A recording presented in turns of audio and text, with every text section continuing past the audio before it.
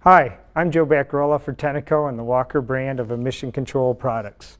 In today's program, we're going to examine a key component in automotive emission systems, the catalytic converter. Most vehicle owners don't think about their converters until the check engine light comes on.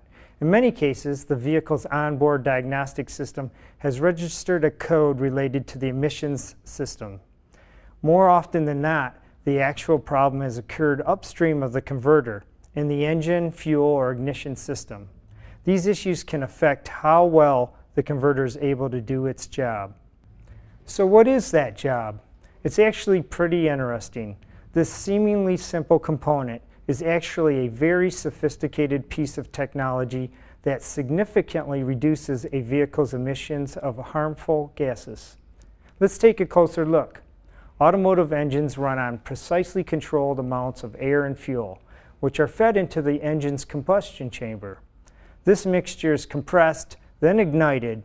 As the mixture burns, it rapidly expands, creating the mechanical force that ultimately drives the wheels. Following combustion, the leftover gases are forced out of the engine and into the exhaust stream. Among these gases are three primary pollutants: hydrocarbons, or HC, carbon monoxide, or CO, and nitrogen oxides, or NOx.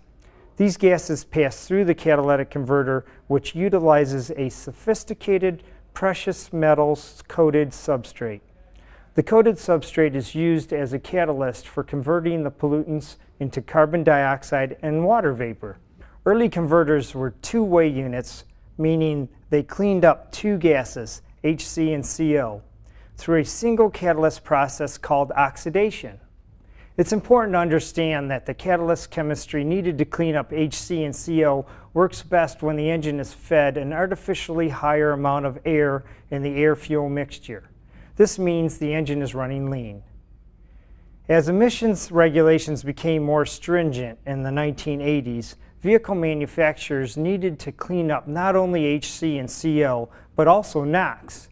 But unlike HC and CO, the process of reducing NOx requires an artificially higher level of fuel rather than air in the combustion chamber. This condition is called running rich. To clean up all three gases and to create both lean and rich conditions, engineers developed three-way converters.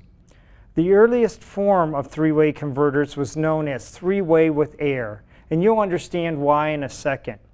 Engines paired with these converters usually are set to run rich, with the resulting emissions first undergoing a reduction process in the converter that cleans up NOx.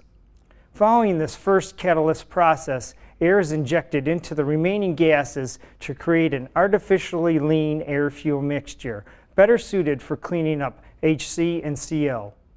Thanks to today's sophisticated onboard electronics, three-way with air converters have been replaced by modern three-way units that don't require the addition of air. Instead, modern three-way converters, like this Walker unit, feature an advanced catalyst that stores and releases oxygen.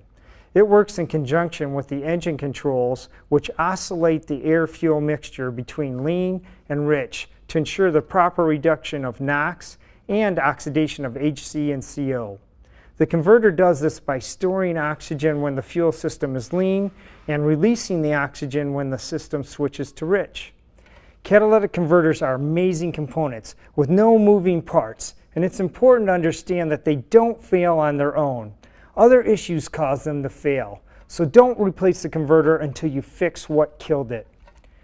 That's all for now from the Walker Garage, and we'll be back with in-depth videos covering each step of emissions control diagnostics. Thanks for watching.